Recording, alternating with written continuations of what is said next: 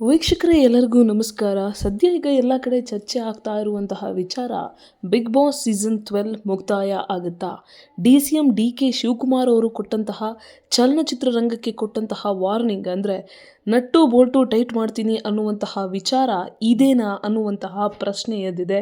Big boss season 12 ಇದ್ದಂತಹ ಸ್ಪರ್ಧಿಗಳೆಲ್ಲರನ್ನೂ ಕೂಡ ಬಿಡದಿಯ ಸಮೀಪ ಇದ್ದಂತಹ ಒಂದು ಸ್ಟುಡಿಯೋ ಏನಿದೆ, ಆ ಸ್ಟುಡಿಯೋಯಿಂದ ಅವರನ್ನು ಗೇಟ್ ಪಾಸ್ ಮಾಡಲಾಗಿರುವಂಥದ್ದು. ಸದ್ಯ ಮಾಗಡಿ ಅವರೆಲ್ಲರನ್ನೂ ಕೂಡ ಕೊಂಡೊಯ್ತಾ ಇದ್ದಾರೆ ಅನ್ನುವಂತಹ ಮಾಹಿತಿ ಇದೆ.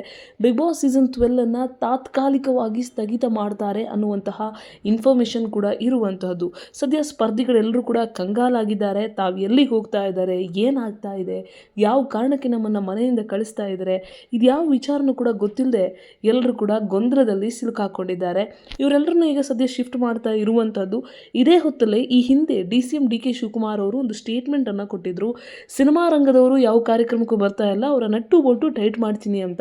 ಆ ಸಂದರ್ಭ ಕಿಚ್ಚ ಸುದೀಪ್ ಕೂಡ ಅವರಿಗೆ ರಿಯಾಕ್ಟ್ ಮಾಡಿದರು. ಸೊ ಕಿಚ್ಚ ವರ್ಸಸ್ DK ವಿಚಾರವಾಗಿ ಬಿಗ್ ಬಾಸ್ ಮನೆಗೆ ಬೀಗ ಹಾಕಲಾಯ್ತಾ ಅನ್ನುವಂತಹ ವಿಚಾರಗಳು, ಅಭಿಪ್ರಾಯಗಳು ಹರಿದಾಡ್ತಾ ಇದೆ.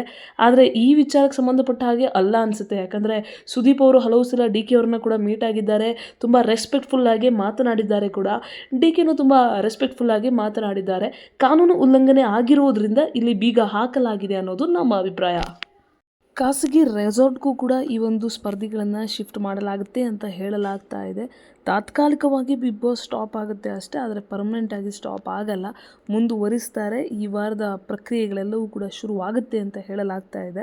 ಸೊ ಏನಾಗುತ್ತೆ ಅನ್ನುವಂಥದ್ದನ್ನು ಕಾದು ನೋಡಬೇಕು. ನಿಮ್ಮ ಅಭಿಪ್ರಾಯ ಏನು ಅನ್ನೋದನ್ನು ಕಮೆಂಟ್ ಮಾಡಿ ತಿಳಿಸಿ. ಯಾಕಂದರೆ DK ಶಿವಕುಮಾರ್ ಅವ್ರಿಗೂ ಇದಕ್ಕೂ ಏನೂ ಸಂಬಂಧ ಇದ್ದಂಗೆ ಕಾಣಿಸ್ತಾ ಇಲ್ಲ. ಕ್ಲಿಯರಾಗಿ ತ್ಯಾಜ್ಯ ವಿಲೇವಾರಿಯಲ್ಲಿ ಏನೋ ಸರಿಯಾದಂತಹ ರೂಲ್ಸನ್ನು ಫಾಲೋ ಮಾಡದೇ ಇರುವಂತಹ ಕಾರಣ ಇವರಿಗೆ ಕಾನೂನು ಅಸ್ತ್ರವನ್ನು ಜಳಪಿಸಲಾಗಿದೆ. ಪದೇ ಪದೇ ಇವರಿಗೆ ಎಷ್ಟು ಸಲ ವಾರ್ನಿಂಗ್ ಕೊಡೋದು ಅಂತ ಅವರಿಗೂ ಹೇಳಿ ಸಾಕಾಗಿ ಹೋಗಿದೆ. ಸದ್ಯ ಈಗ ರಾಜಕೀಯವಾಗಿಯೂ ಸಿನಿ ರಂಗದಲ್ಲೂ ಎಲ್ಲ ಕಡೆಯಲ್ಲೂ ಕೂಡ ಇದೇ ಸುದ್ದಿ ಚರ್ಚೆ ಆಗ್ತಾ ಇದೆ. ಈ ಹಿಂದೆ 2021ರಲ್ಲಿ ಕೋವಿಡ್ ಬಂದಂತಹ ಸಂದರ್ಭದಲ್ಲಿ ಬಿಗ್ ಬಾಸನ್ನು ಸ್ಟಾಪ್ ಮಾಡಲಾಗಿತ್ತು, ತಾತ್ಕಾಲಿಕವಾಗಿ ಸ್ಟಾಪ್ ಮಾಡಲಾಗಿತ್ತು. ಕೋವಿಡ್ ಪರಿಸ್ಥಿತಿ ನಿಯಂತ್ರಣಕ್ಕೆ ಬಂದ ತಕ್ಷಣ ಮತ್ತೆ ಸ್ಪರ್ಧಿಗಳನ್ನು ಮನೆ ಒಳಗಡೆ ಕಳುಹಿಸಲಾಗಿತ್ತು. ಆ ಸಂದರ್ಭದಲ್ಲಿ ಗಿಲಿ ಖ್ಯಾತಿಯ ಮಂಜು ಪಾವಗಡ ವಿನ್ನರ್ ಕೂಡ ಆಗಿದ್ದರು. ಸೊ ಅದೇ ರೀತಿಯಾಗಿ ಈಗಲೂ ಕೂಡ ಮಾಡಲಾಗುತ್ತೆ ಅಂತ ಹೇಳಲಾಗ್ತಾ ಇದೆ. ಅಂದರೆ ತಾತ್ಕಾಲಿಕವಾಗಿ ಅಂದರೆ 1-2 ದಿನದ ಮಟ್ಟಿಗೆ ಬಿಗ್ ಬಾಸನ್ನು ನಿಲ್ಲಿಸಲಾಗುತ್ತೆ. ಈ ರೆಸಾರ್ಟಿಗೆ ಶಿಫ್ಟ್ ಮಾಡಿದ ಮೇಲೆ ಅಲ್ಲಿ ಎಲ್ಲ ಇಕ್ವಿಪ್ಮೆಂಟ್ಸ್ಗಳನ್ನು ತೊಗೊಂಡು ಹೋದ್ಮೇಲೆ ಆಗ ಬಿಗ್ ಬಾಸನ್ನು ಮತ್ತೆ ಕಂಟಿನ್ಯೂ ಮಾಡಲಾಗುತ್ತೆ ಅಂತ ಹೇಳಲಾಗ್ತಾ ಇರುವಂಥದ್ದು.